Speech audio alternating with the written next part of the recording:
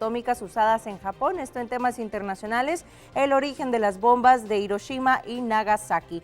Parte de lo que titula El País de España esta mañana de viernes.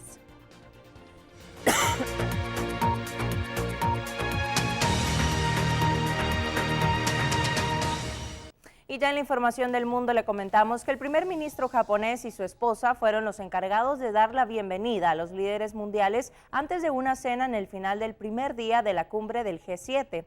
Esta cumbre de países industrializados del G7, que este año organiza Japón, empezó con una visita turística antes de comenzar las reuniones, pues en las que se van a abordar temas como la lucha contra el narcotráfico y la economía mundial, entre otros importantes. Aquí los detalles.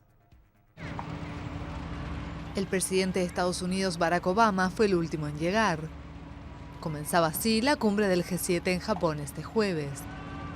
Los líderes de las potencias mundiales conversarán durante 2 días sobre asuntos que van desde la economía mundial hasta la creciente influencia china, en medio de desacuerdos territoriales que enfrentan a Pekín y a sus vecinos en el mar de China Meridional. La cumbre se desarrolla en una zona montañosa a unos 300 kilómetros de Tokio.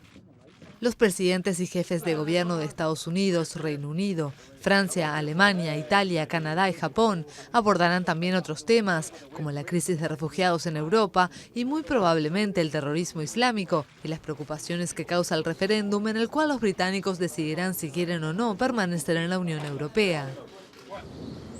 Los mandatarios recorrieron el jueves un santuario shintoísta y el viernes irán a Hiroshima, arrasada por un bombardeo nuclear estadounidense en 1945. Obama será el primer presidente en funciones de ese país que visita la ciudad. Y en su visita a Japón, el presidente de Estados Unidos, Barack Obama, critica la ignorancia respecto a los asuntos internacionales del candidato republicano Donald Trump, que intenta sucederlo en la Casa Blanca. Recientemente, Trump expresaba su intención de renegociar el Acuerdo de París sobre el clima, concluido en diciembre por más de 190 países, y aquí tenemos lo que decía. Desde Japón, donde asiste a la cumbre de jefes de Estado del G7, Barack Obama cargó duro contra Donald Trump, quien aspira a sucederlo en la Casa Blanca. Muchas de las propuestas que ha hecho demuestran o bien ignorancia respecto a los asuntos internacionales o bien un interés en conseguir tweets y titulares.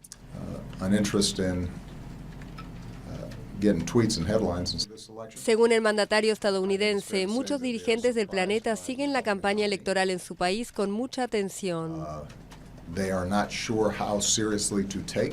No están seguros de cuán en serio deben tomar algunas de sus declaraciones, pero están inquietos y con motivo. Las posturas de Trump preocupan especialmente en Asia. El candidato ha propuesto retirar las tropas estadounidenses de Corea del Sur y de Japón si los 2 países asiáticos no aumentan su contribución para el despliegue de las fuerzas norteamericanas. También ha sugerido que Tokio y Seúl se doten del arma nuclear para hacer frente a Corea del Norte. Y recientemente se pronunció a favor de renegociar el Acuerdo de París sobre el clima, concluido en diciembre pasado por más de 190 países. Y siempre en este mismo tema, la histórica visita de Barack Obama a Hiroshima pondrá de relieve los peligros de la guerra y la necesidad de trabajar por la paz. Así lo dijo que el presidente de Estados Unidos, obviamente en temas importantes y en el marco del G7 en Japón. Barack Obama se convertirá en el primer presidente estadounidense, como lo comentábamos hace algunos minutos, para poder visitar en el ejercicio del primer ataque nuclear del mundo en Hiroshima, en donde una bomba, recuerdan ustedes, estadounidense asoló la ciudad hace 7 décadas. El bombardeo causó la muerte de 140,000 personas, algunas de las cuales murieron de inmediato en una bola de calor abrasador, mientras que muchos otros sucumbieron a lesiones o enfermedades relacionadas con la radiación en las semanas y meses, años y después. Se espera que Obama deposite flores en los mausoleos en Hiroshima, que se encuentra a la sombra de un edificio en forma de cúpula, cuya armazón está de pie en silencio, en reconocimiento a todas estas víctimas del primer ataque nuclear. Parte de lo que sucedía entonces en esta cumbre del G7 que destacamos esta mañana en BLM Noticias. La información internacional, 6:34. Vamos a seguir abordando en instantes este caso de corrupción en el Congreso de la República, esta creación de Plaza Fantasmas y todos los diputados que estarían implicados luego de la investigación del MP y la CICIG. Exactamente, más detalles enseguida, pero mientras tanto tenemos que hablar de la información deportiva. Vamos inmediatamente.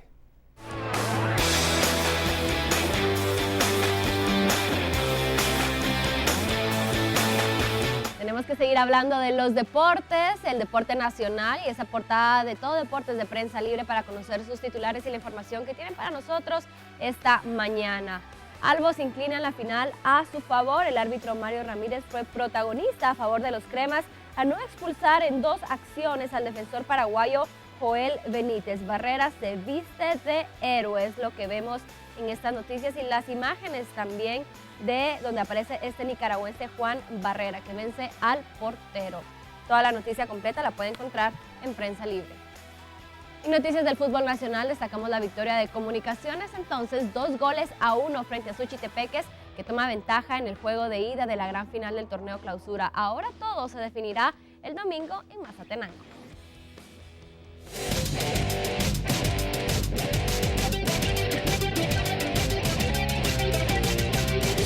Comunicaciones derrotó 2-1 al Deportivo Suchitepeques y tomó ventaja en el juego de ida de la gran final del torneo Clausura, el cual se disputó en el Estadio Nacional Mateo Flores. Apenas a los 5 minutos y una serie de desaciertos defensivos de los cremas fue aprovechado por Francisco Ladogana y Domingo Salazar, siendo este último quien definió y puso a ganar al cuadro visitante. Los cremas se acomodaron dentro del terreno de juego y encontraron el empate en un centro de José Manuel Contreras a los 10 minutos y que terminó definiendo Emiliano López. Resultado parcial con el cual se fueron al descanso. En el segundo tiempo, ambos conjuntos tuvieron opciones de anotar, aunque los cremas sin más oportunidades, y cuando parecía que el juego iba a finalizar empatado a un gol, un desacierto defensivo de Suchitepeques permitió al nicaragüense Juan Barrera anotar de cabeza y colocar el marcador 2-1 a favor de los cremas al minuto 88.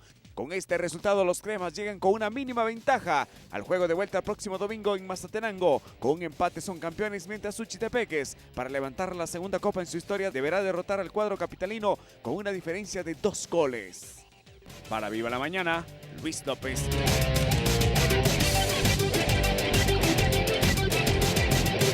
Noticias del deporte nacional que compartimos con ustedes a esta hora de la mañana. Más adelante tenemos noticias también del deporte internacional.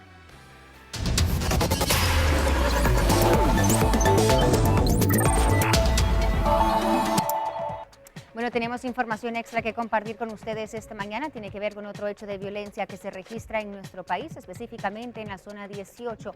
Y esto es lo que están lanzando las autoridades. Dicen que un motorista, aparentemente repartidor de periódicos, ha quedado, tendido sobre la 11 Avenida y 3 Calle del la colonia Atlántida en la zona 18, esto debido a una colisión vehicular. Personal del Ministerio Público está ya presente en la escena y se espera que en minutos sea habilitado el paso. Precaución entonces al circular por esta área. Vemos ahí estas fotografías que han enviado las autoridades advirtiendo entonces de quizá la complicación que pueda haber en esta zona de la zona 18 debido al fallecimiento de un motorista aparentemente repartidor de periódicos. Así empieza, parte de la mañana en nuestro país y nosotros le estamos contando al respecto y nosotros seguimos obviamente con más información esta mañana. Vamos de regreso con Ricardo.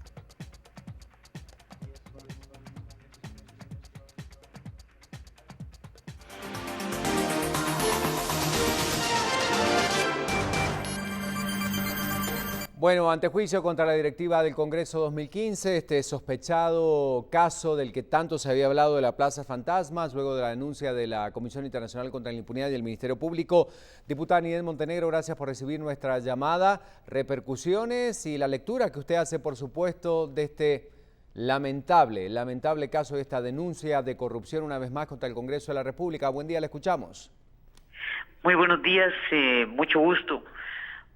Pues yo lo veo positivo, porque creo que es una forma de ir individualizando responsabilidades y sabiendo quiénes son los que pueden estar generando el caos y el daño, si se le puede llamar así, adentro del Congreso, ¿verdad?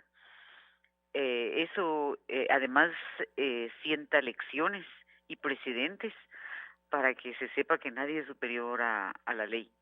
Lo que sí es cierto es que mientras no se reformen leyes como la ley de servicio civil, eso que ustedes vieron que hicieron los miembros de junta directiva es algo que está en el artículo 19 de la ley de servicio civil y que claramente dice, lamentablemente, que el presidente del Congreso puede incrementar salarios sin mayor análisis, incrementar salarios, crear plazas, destituciones, etcétera.